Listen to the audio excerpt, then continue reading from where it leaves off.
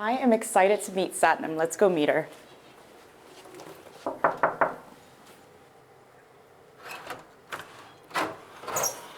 Hi, Satnam. How are you? I'm good. Come on in. Okay. Thank you so much. I'm going to give you a hug. Thank you. Oh my Come right goodness. in. So great to meet Come you. right in. Have a seat right here.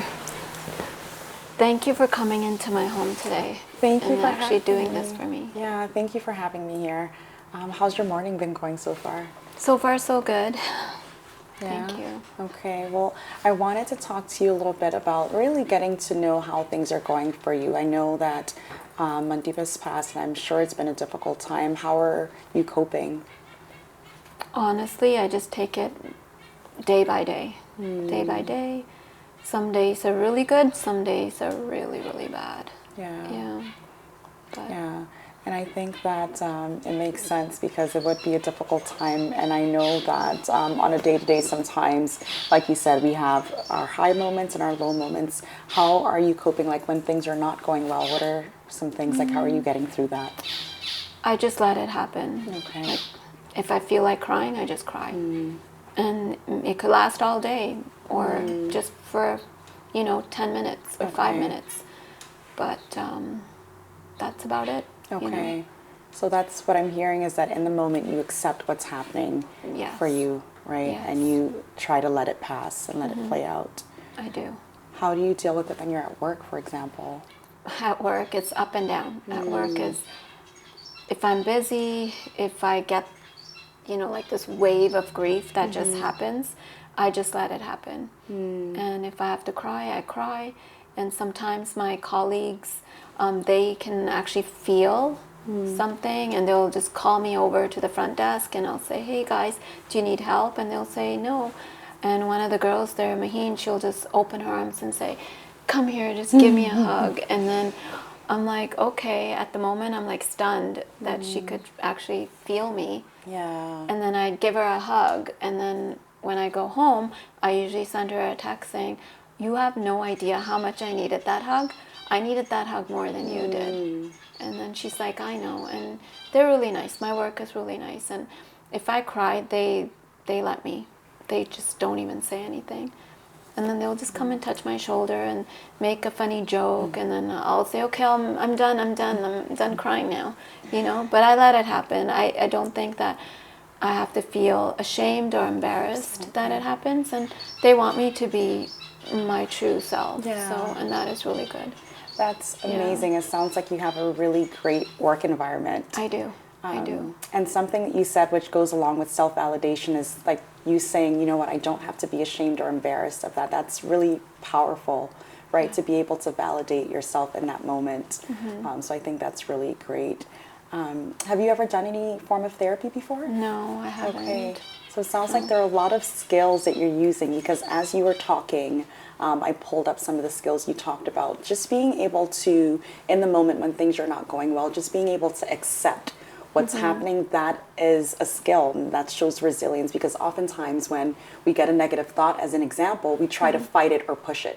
Sometimes we do have to push it away, but I think it's important to accept what's happening in that moment, and it sounds like you're doing just that. What I was thinking is getting a little bit more details around on a day-to-day how you're coping, just as we're talking about, and I was thinking the direction that we can go, and you let me know what you think, is to work on some coping skills. It sounds like you definitely have some already, but building on those coping skills, because you talked about the frequency. Well, you didn't mention frequency, but you talked about you recognize that sometimes you may cry for up to hours, as an example, right? How often do you recognize that you're having those moments where... Usually in the morning. Okay. When I'm going to work. It's always in the morning when I'm driving to work. Okay. Going to visit my son at the cemetery before work. It's always like really bad. Okay. It's like I cry all the way there, and then I stop the minute I park my car. I do my thing, put on my brave mom face, and tell them I'm okay, and then I leave. And then when I'm driving, it's like really brutal. And then when I get to work, I park my car and I suck it all up, and I'm like, okay, I got this day. I'm good. I'm gonna be fine. I'm gonna get through this day. And I walk through the door like $1,000,000, like I'm fine, and I just try to get through the day. Okay. So it sounds like the mornings are really rough for you. Yes. Okay. How is the transition? Because it sounds like you're transitioning and then putting on the, work mode and getting through. But how are you actually, how are you feeling when you're doing that? I don't know. I feel like a robot, to be honest. I really do.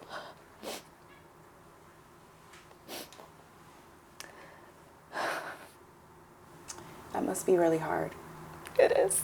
Because when you talked about it, that's what I was thinking as well. Like, that's really difficult to have that rough morning, and then you have to go into work, so you do that. And that's exactly it. It must feel like you're a robot to just have to transition from one to another. Yeah, I do it because I know they rely on me, right? I want to be there for everyone. Right. But it's not easy. Yeah. I see that. And I think that's probably some of the things we can work on is talking about that routine, what it looks like, right? Because obviously you have to work, right? And then you have that morning routine. I wonder what it, if it could look any other way. I'm not sure. I'm not saying it needs to look any other way, but I'm wondering if we can assess the routine and see if there's something we can do different to make your day a bit more manageable. Yeah. But I commend you for your strength. Because it sounds like even as you're going through something, you are thinking about others, being there for others, because you said they are relying on you. So it shows how thoughtful you are. Even as you're going through something, you are still wanting to be a support for others. And that's really amazing. Thank you. So you mentioned a bit about your routine in the morning. Tell me a little bit about your routine now. My routine now, it's the same. I get up and I get up around 5 every day, and by 6:15 I leave the house in the morning, and I just drive to the cemetery first, because I feel like if I go there first and just talk to my son, I can try to have a good day. Like, I just feel like I need to go see him. Yeah. I know he's everywhere, but I just feel like I just want to go. That's how I start my day. Yeah. I go there, visit him, and then I go to work. Sometimes I go after work. Okay. It just depends how much I need to feel him around me, and then I go to work. Okay. And go home after. Okay. So it sounds like going to the cemetery, you feel like you can feel his presence stronger. Yeah, I just don't want him to feel like no one's going to visit him, Okay. Yeah. I want to make sure I clean the spot and, keep visiting him and stuff. I go there, I hardly see anyone visit their loved ones, and it's pretty sad, Yeah. So it sounds like you visiting and going to see him is your act of care to show him that you're still thinking of him and you still care. Yeah. How was your routine before Mandeep passed away? Like your morning routine, what did that look like? Morning routine, I'm an early bird. I wake up early. My work would start at 10, and I would be at work at 7:30. Because that's just what I do. I want to make sure when I open the door at work, before anyone walks through the door, any patient walks through the door, that I have everything set up. Okay. And all my emails checked, the voicemail checked. I like to do things 2 hours before to make sure everyone is good. Every station is organized. good. Yeah, I try to be. So, and then, that's about it. And I come home and, my son would always be there when I would walk through that door. And I'd say, Mandeep, I'm home. And he's like, I can hear you. I'm like, I know I'm home. I just wanted to tell you. And then he would say, if you're going to shower, I'll make you tea muffin. That's what we called each other. And I'd say, even if I didn't want to drink it, I would say, okay, sure, I'll have tea. And he would warm up my dinner and, things like that. Or he would tell me what to bring on the way home, and I would bring it for us, and we would eat it together. And, so quite a bit has changed because he's not here. So it's hard coming home to an empty house. Yeah. When you do come home, it sounds like you kind of replay what used to happen between the two of you. I do. And that must be really hard.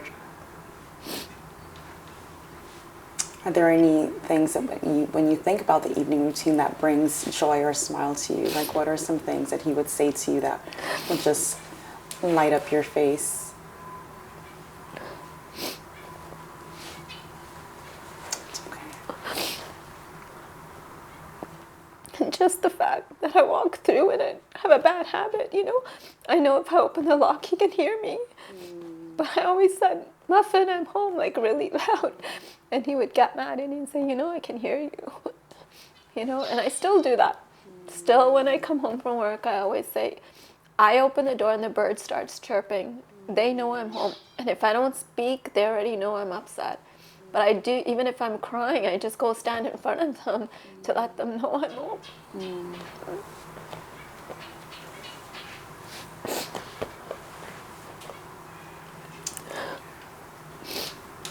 It's really hard.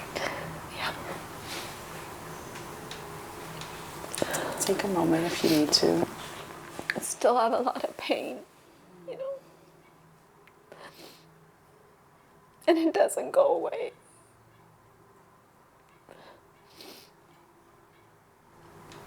I can relate. And you're right, sometimes it feels like the pain doesn't go away. However, we get through it, and you're going to get through it. And you are, because you're strong and you've shown so many skills that you're using.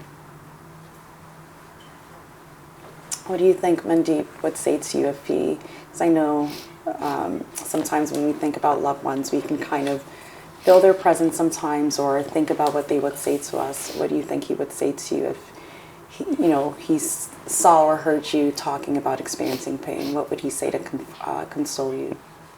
He always told me I was strong. He's like, I'm not strong like you. He always told me you were so strong, you know. In the moments when you're like feeling the pain, do you feel like if you kind of replayed those thoughts that it would be helpful for you? Sometimes. Sometimes, not always. Yeah. Yeah. I think that makes sense because we may be going through something and we try one thing and it works in the moment, but next time it may not work, right? Because our emotions are always going to look different. I think one thing that's always good to look at is in the moment, just our emotions are like a cloud, it passes, right? Sometimes the pain is really strong or sometimes the negative emotions is really strong. Yeah. And it's our emotions, like a cloud, it's going to pass, right? Yeah. So I think you talked a little bit earlier about acceptance, right? Accepting it and letting it pass because we know that it'll pass, right? And again, it doesn't negate the fact that in the moment when those emotions are really strong, it hurts. Yeah, it does. Right, and validating and talking to ourselves to get through that. I know. Yeah, I do that all the time. What are some things that you say to yourself to get Yeah, through? like in the elevator sometimes. At the beginning when he passed away, I would get into the elevator and if somebody had curly hair, I'd start crying in the elevator. Or if I smelled like my son's cologne, I'd just stand there in the elevator and I'd cry and the person next to me would just stare at me. It's so uncomfortable. Yeah. And I thought, they don't know. Yeah. You know, it's okay. Yeah. They'll probably think I'm crazy, but it's okay. Yeah. It's my pain, it's my journey. Yeah. And I just let it happen and I've gotten better at it. Yeah. You know, gotten way better at it. Okay. Hasn't happened, but... So you just highlighted some triggers, like some triggers that you observe and then in the moment you get emotional, right? Yeah. Like the curly hair, his fragrance and things like that. Yeah. Are there any other triggers that you've recognized? Sometimes when I'm driving, I will see somebody in the corner of my eye. That to me, it looks like my son, but I know it's not. But it just looks like him, just skinny, and he's tall, and he's just standing there.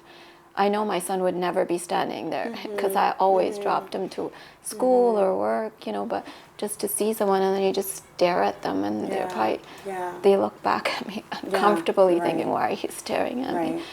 But I'm like, oh, he looks like, you know, Mandeep, and it's not him, but... Yeah.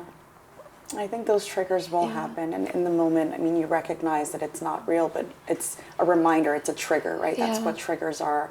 And so in that moment, how do you kind of get through it? It sounds like talking to yourself. Yeah, that's what I usually do. Okay, so talking to yourself sounds like it's helpful in a lot of instances. So that's a skill to kind of recognize, to use, or continue to use in the moment to manage. Okay. So it sounds like it's been really difficult since Mandeep passed away. Have you recognized, I guess, take me back, I should say, to when he first passed away, like how did you get through, or what were some things that happened? To be honest, when he passed away, it was like, for me, time was standstill. And, you know, people were like walking around my living room, you know, sitting, doing things. And I was just like sitting there, you know. And then life goes back to normal. But I just sat at the couch. My routine every day would be, I push myself to get up, even if I didn't sleep, even if I don't sleep, wake up at the same time. You know, when my partner would go to work, I just sit on the couch all day, every day. The lights would be off, and I just didn't want to eat. I wasn't hungry. And, you know, he would bring food, and I was like, I'm not hungry. And just sit there. He would leave, it's dark. When he comes home, it's dark. And he would come and say, oh, you're sitting here. Why are you in the dark? I'm like, why don't you watch TV? He would turn the TV on and then he started turning the TV on before he left for work. And I'm like, I don't need it. It just nothing mattered to me, you know, and it's just like months went by, I was just there, just sitting there every day, just sitting there, you know.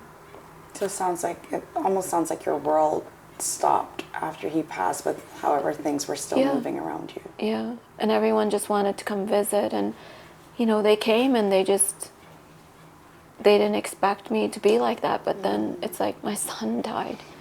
He died. He's not coming back. You can't tell me to, you know, move on. And some people actually told me, well, you know, it's been a month. You need to move on. And I'm like, I'm not moving on. You didn't lose a child. You didn't lose your son. You know, until you lose your child, you can't tell people to move on. Or you can't say, oh my God, she's here again and she still looks like that. This is how I'm going to look. This is how I've always looked, except I had a smile on. And some days I do, and some days I won't. You know, and it's been hard. And it's just that my work, we wear masks. So it's kind of nice because, you know, they can't really tell if you're upset. You know, but they can. Like through my eyes, they know. But it's like, you know, patients don't know, you know, but it's been tough. Yeah, and you're right in this, I think when you talk about, sometimes people have this expectation of what it's supposed to look like when we grieve, and attaching timelines and all these things to it, and we all grieve differently. And you're right, it's hard if your child has passed. There's no one can tell you how to grieve. And it's good that I hear a lot of self-validation words. It sounds like you provide self-validation to yourself a lot, which is really important, because sometimes we get invalidated by people who are also wanting to help, right? And yet it feels invalidating because of the messages that we get. True. How were you able to, because it sounds like it was a really tough time when you talked about you weren't able to move or do much. How were you able to transition to where you are now, where you're back to, you know, a morning routine of getting up, visiting Mandeep, and then going to work? How were you able to transition? I think back then I felt like my body weighed thousands of pounds. It's just like I didn't eat, but I felt like I was full, and I felt like I would have to weigh myself on the scale because I thought I gained weight. But then every time I went on the scale, I was like 95, and I'm usually 100, but I'm like, how is that possible? I feel so heavy, like I just felt really, really heavy. And then I started telling myself, well, I have to go visit Mandeep. I have to get up. I have to go, you know, brush my teeth, get ready, shower, get ready, and just go. This is what I'm going to do every day. And I started doing that every day. And then it just, you know, rain or shine, I would go. I just show up. And it would give me like an outing too. It's like an outing to go. You know, even if I cried all the way there and cried all the way back, it didn't matter because I made the steps and I went and I actually did that. You know? So it sounds like Mandeep actually motivated you to get up because it was the urge to want to see him and be there for him, and that's actually what helped you transition. Yeah, and it was winter time, so it was a lot of snow. I would, you know, got a little shovel. I'll shovel my way through made a little path for me, you know, and that's it. Just did that for you know, just that was my way of actually pushing myself to do things. Yeah. Yeah. But it actually shows how much you love him, your love for him, because as, you know, heavy as you felt, right, and as like not feeling motivated and just being able to think, okay, I need to be there for my son, that got you to get up and go see him. So it sounds like even with him not being here, he still motivates you. Yeah, Because of your love for him. I just feel like you still need to be strong, you know? If only he could have seen that in himself. Like if he stayed strong and just talked to me about more things that were on his mind, you know?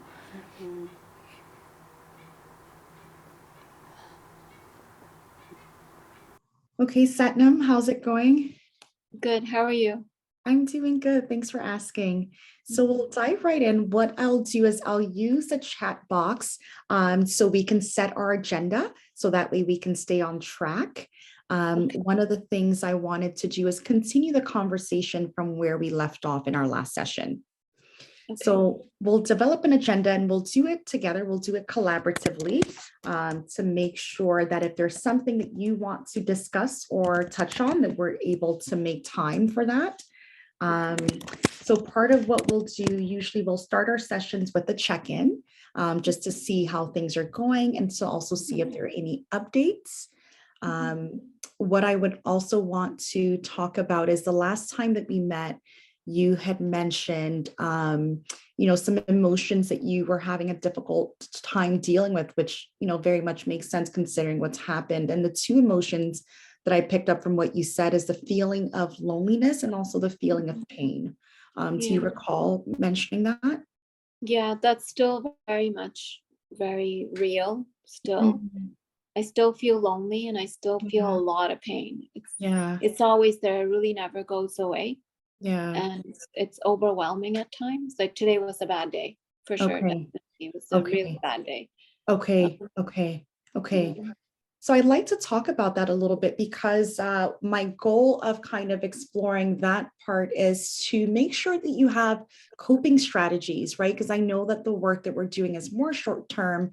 And so in the moment when you're feeling pain or loneliness, or when you talk about you've had a bad day, let's kind of take a look at what that looks like and how you're dealing with that and what skills or strategies may be helpful for you. Would that be okay to explore that? Sure. Okay, so I'm going to put that on our agenda to explore the emotions of loneliness as well as pain. And then you talked about today was a bad day. We'll talk a little bit about that. And so we talked about really focusing on coping skills to make sure that you have skills and strategies to help manage. Is there anything else that you feel like would be helpful in our session today? Like think maybe something that's you think may be difficult or something that you're experiencing that's difficult right now that you feel like should be on the agenda? No, I think this is good for today. Okay. All right. And I know that because of the time that we're in, it's October, we're in October, and I know that October 11th may be a sensitive day for you. Do you feel like we need to maybe explore that a little bit? If there's a coping ahead plan that perhaps we need to look at, do you feel like that may be helpful? Sure. Okay. That might be. It's just every time the 11th comes around, usually a couple days before, like a week prior to it, I'm like a mess. Okay. The actual day of the 11th, it just passes and I'm fine. But initial days leading up to it, I'm just really agitated. I'm really, really upset. Because I know it's creeping around. It's like every 11th of every month. It's like, it just reminds me of that whole day. It just plays in my head the whole week. Okay. You know? Okay. So we'll put that on the agenda, right? Because it sounds like that is a really difficult time leading up to that date. So because you know that that is going to happen, we want to build a coping ahead, what we call a coping ahead plan to help deal with that, right? So again, we're really looking at coping skills to help you manage and get through this difficult time, right? So let's start with our check-in. I know you talked about today being a bad day. Tell me a little bit more about that. I think it was more so because I think everyone was coming to do the reno for the room. Mhm. And the last thing that I had to do was to unplug my son's computers. And that was like, I couldn't sleep all night. So around 3 o'clock, I got up because I knew that I had to do this. And I thought, okay, it's too early. I'm just going to listen to some prayer music just to calm Okay. myself down, to just give myself that boost of energy, Okay. positivity before I actually get up. Like I normally wake up at 5 every day, but then Okay. I just couldn't. I woke up at 3. I listened to like prayer music until like 5 a.m. And then I got up, got ready and everything. And I talked, to myself to tell me I can do this. It's okay. It's going to be fine. And then 6 o'clock, was creeping up, and I usually leave the house, at 6:15, and I'm like, God, I have 15 minutes and I have to do this. And as Mm, I started unplugging the plugs, I was like a mess. I was like crying, and mm. it was almost like it's the last thing. Yeah. Yeah. So it sounds like there was a lot of anxiety leading up to that moment. Yeah, Um, what did that moment mean for you? Like, what did it symbolize? What do you think made you so anxious? I don't know. It just felt like that was the last thing Mm, that was connected to it, mm, which I know it's not true, but okay. it was just, Okay. Did it almost feel like kind of unplugging meant that you were disconnecting a bit from Indeed? yeah. Okay. And then I was a mess, all the way to the cemetery, all the way to work. I was Mm, just crying hysterically. I couldn't stop. Like okay. I noticed people were watching me when I was Yeah. driving, but it didn't matter to me. I just, at least I made it to work. And Yeah. once I got there, I just sat in my car for like a good 10 minutes. And then I told myself I can do this. And, Yeah. I went inside, and I saw Donna. She came in to pick up my key and it was fine. And then one of my coworkers during the day around 3 o'clock, she started saying, "Oh, you're gonna go on vacation, and this and that." I said, "I'm only going for 2 days. It's not like a week together." I said, "So don't panic. I'll still come in the Mm, morning and open the office for you guys if it helps, and turn on the machines." And she's like, "Oh, mhm. but you're gonna go away." I said, "No, I'm going nowhere." I said, "It's my son's 1 year on the 11th." And she said, "Oh my God, so soon, so fast." And she just touched my shoulder, and that's all it took. And then I was a mess again. I was crying. Mhm. And then everyone was like, and there were patients in the office, like, and then it happens out of nowhere. And I think it was just, I just needed to get it out. And I just feel like I'm always going from one place to another and starting and Yeah. stopping, starting Yeah. and stopping. I can't do what I have to do, but Yeah. I just have to stop, go. And it's sometimes it's just too much, you And know? that's what I noticed. And so it sounds like you had a really difficult morning, right? And the meaning that you made out of like, unplugging the computers, what that really meant, and then having to transition from that Yeah. experience to transitioning into work and then being there for others or trying to keep it together. And that's what I recognize. That must be really hard to constantly have to transition from that, going through whether it's grief or really strong emotions, to really almost feeling like you're turning it off to now, go into your daily routine, whether that's, work or responding for Yeah. others, right? Yeah. Where are you now? Because in the morning you talked about like what that signified or symbolized for you. How are you feeling now about that, like disconnecting? Where are you now with that? I'm okay now. Like I feel a little better than this morning, Hmm. much better. And Hmm. then just driving home I was better, just coming Okay. home. I was okay after. Okay. What's shifted? Do you feel like you are still connecting that moment with disengaging or disconnecting with Mandeep somehow, or you feel like you've been able to reframe No, that I've been experience? able to reframe. I think it was just I knew that was the only thing that was there. that I Okay. had. Like I did so much to his room, but the Yeah. computers was his thing. It was he sat Okay. there in the chair and then I had to wipe the table. It was almost like I was wiping all his fingerprints, and it was Mhm. just very emotional. Yeah. Okay. So in some ways you almost felt like you were saying goodbye. Yeah, I felt like, oh, I couldn't, it was just a weird feeling. It's like I was cleaning the table and it was just, and then dusting off the computer is, I know it's just in my head, but at that moment, I just was so overwhelmed. It was like, Yeah. I'm a bad mother. Look, what am I doing? Like all this stuff. It was just Okay. overwhelming. Okay, so what I'm going to note down is one of the things that happened is there were some negative thoughts that came into play, right?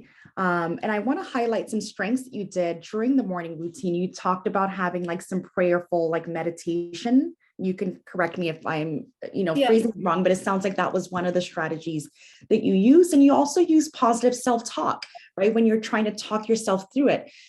So in that moment when you're feeling like I'm a bad mom, were you able to challenge that talk, that negative talk, or what did you do in that moment? No, I did. I told myself that, but then I'm like, I need to do this. He would want me to Okay. do this. And Okay. I'm not getting rid of anything. I'm still keeping him, just cleaning up. I'm not Okay. doing anything to this stuff. Okay.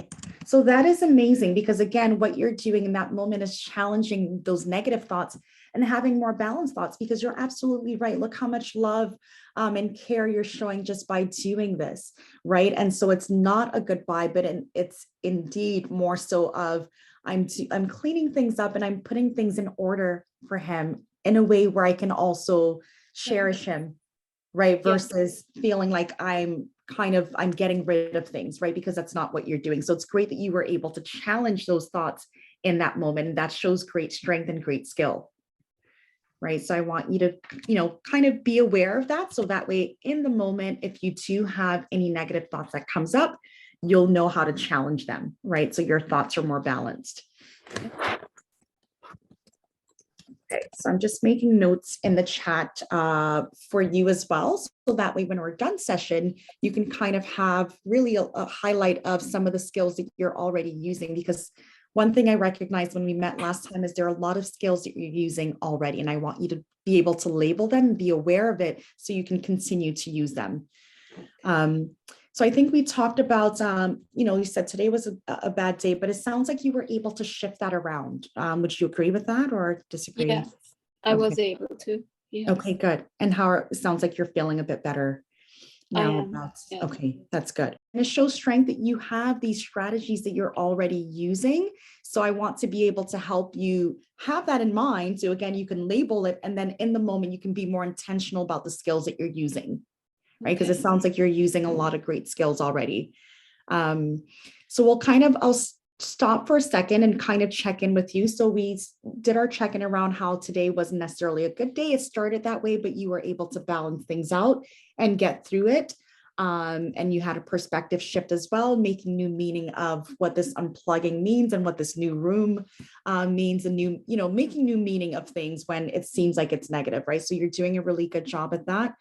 We started talking about some coping skills already that you're using around positive self-talk and challenging negative thoughts as well. So you're doing a really good job. But that's all. Pause to see if you have any questions about anything that we've talked about so far. No, not really. I'm okay. I Okay. think it's helpful being able to talk in general, like, Mhm. and see what I'm doing, if it's correct or if Yeah. there's something else I could do. Yeah. And I think a great reason to also engage in therapy is that you have that outlet or that platform where you may not have with your daughter, because you talked about there has to be a certain balance, right? You can't overshare certain things because she's also going through her own grief and your sister may not Yeah. always be accessible. And then your partner, sometimes you feel invalidated. So, engaging in therapy is a great way for you to talk about some of those difficult experiences, or even journaling to kind of park that thought in that moment and revisit it at a later time. So you don't just feel like a robot, right? Which we talked about Yeah. last time, where you feel like sometimes you're trying to go through the grief process and then you have to pause or stop because you have to engage in work or care for others. So I think it's really important to create that time for yourself, whether it's in therapy, or we'll talk about other ways to do that, creating time for yourself so you can actually self-validate, self-reflect, and also prioritize yourself. Because I think that's really important too. Okay. So you mentioned, I think one of the things that we have on our agenda that's outstanding is you talked about like the heart, like at leading up to October 11th it's a bit difficult. What are some things that you recognize leading up to that day? It's just I'm thinking about the day it happened and where I was, what I was doing the days before what had happened, and all the conversations that I had with Mandeep prior to it happening and then it actually happening. And Okay. yeah, it's just everything. And I'm sensing that probably causes some anxiety as well when you're having those thoughts, or what usually happens for you? Yeah, just not knowing exactly how it happened and Mhm. not being here, you know, and still in shock that he's not here, you know. Mhm. So So there's a lot of processing leading to that day yeah, and replaying different events. yeah, just thinking about everything. Mhm. Mhm. And that's hard, right? Because it makes sense that you would be thinking about it leading to the day of, right? And so in those moments, it's hard, right? So I think it sounds like you've taken some time off from work. Just a couple of days. I really Okay. didn't take much off. Yeah. Okay. Is it leading up to the days you took off, or? I took off the actual day and Okay. then just a Okay. couple of days after, like not all Okay. together, but just here and Okay. there. Yeah. Okay. So if we were to be, let's say, if we were to develop a coping ahead plan, because you know that leading up to October 11th, right, you're going to do a lot of processing, reflecting about what happened, probably questioning yourself about it, right? So many things, right? So we know that that happens. Is there anything that we can do different leading up to the day that would kind of help manage, I guess, that process? Because kind of know that it's going to happen, right? Because pattern shows that it continues to happen. So are there things that we could do different to help you get through it a little bit more and make it a bit more manageable? I'm not sure, like at this point. I just think I wake up every morning thinking today's going to be different. Mm, And, try to make the best of the day. mm-hmm. But it's a long weekend. So, I mean, on Saturday, we're going for donating a Okay. whole bunch of stuff to the homeless. So that's kind of nice. All his friends will come. Okay. We're going to go do that. And then Sunday, I'm going to go get a tattoo with his name. I Okay. already planned that for myself a few Yeah. months ago. And Okay. then Sunday is really the only day.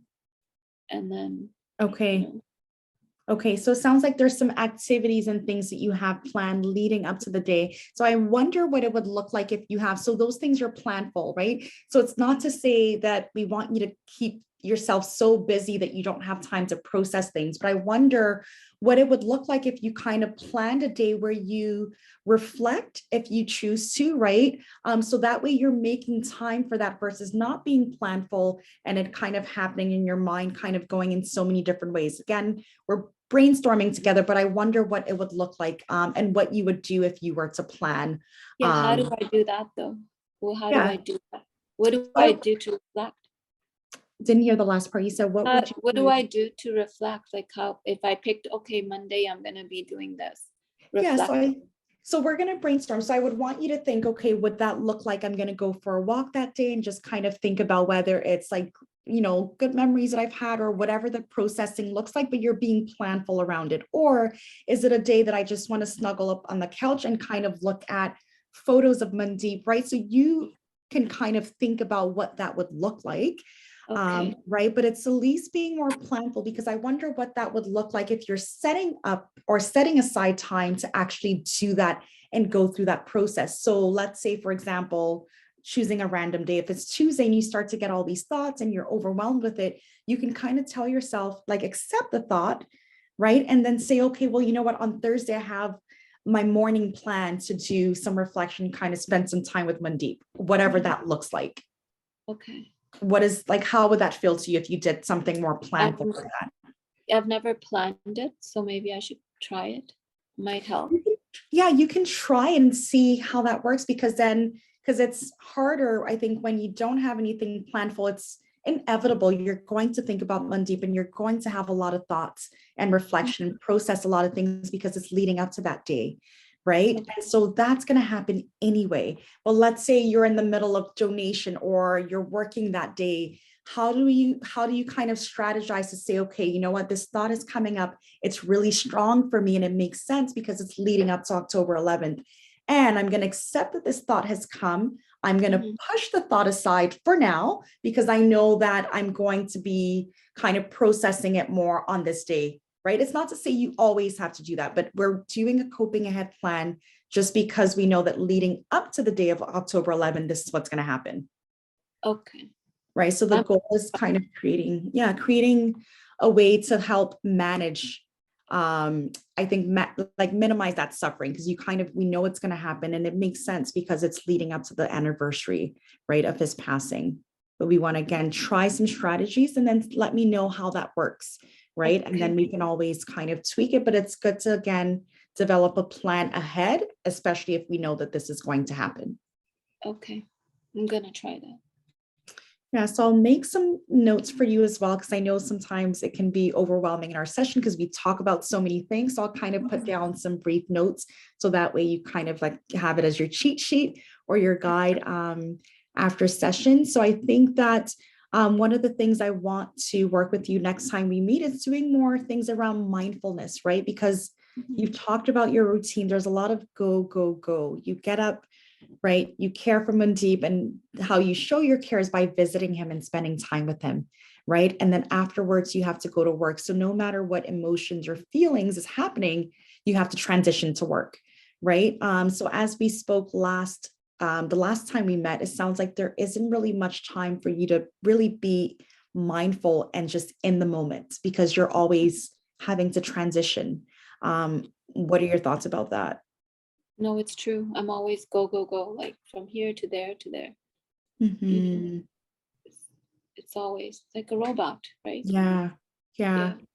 yeah. So I Mhm. think that's one of the things that I would love to work with you on is doing more in the moment practice or just being mindful, right? And so mindfulness can just be, for example, as we talked about, setting a time aside for where you're just spending time with Mandeep. It doesn't have to be by the graveside. It could be on your couch, like we talked about, right? Mhm. Looking at photos Yeah. or thinking about like a time where he made you laugh, right? When he makes a comment like, are you jealous when he buys something, right? So that could just be your time of just mindfulness. So for, let's say, the next 30 minutes, I'm going to just kind of spend some time with Mandeep, Mhm. right? And that can be another strategy to where eventually, let's say if you really just want to rest this morning, you don't want to have to go visit Mandeep, right? You can still Mhm. find other ways to spend time with him because you'll have different strategies and different ways to do that, to connect with Yeah. him.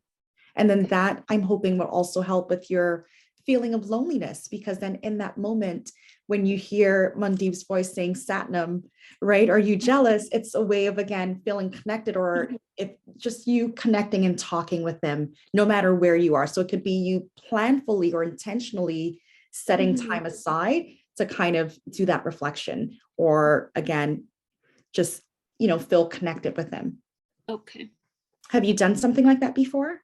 No, not like that. Not setting time to do that. I've never done that. Okay. In some ways, I think your way of doing it is in your morning routine when you're visiting him, right? Mhm. But again, we want to, give you other options too, so you don't have to also feel like the only way to connect with him is to actually go and visit him, right? Mhm. So that way there's other strategies. And also if you're feeling that feeling of loneliness at home or at the workplace, then maybe, you know what, I'm going to take a 5-minute break. I can't stop thinking about Mandeep. I'm just going to set aside time. So it's more planful to actually do that, right? Because let's say you're working and you continue to get distracted. That's really difficult, right? Yeah. However, if you're able to say, you know what, it's 8:51 at 9, I'm actually just going to go sit outside, or I'm actually going to listen to this song because it reminds me of him, or I'm going to do this. So again, it's Mhm. very intentional to Okay. actually connect.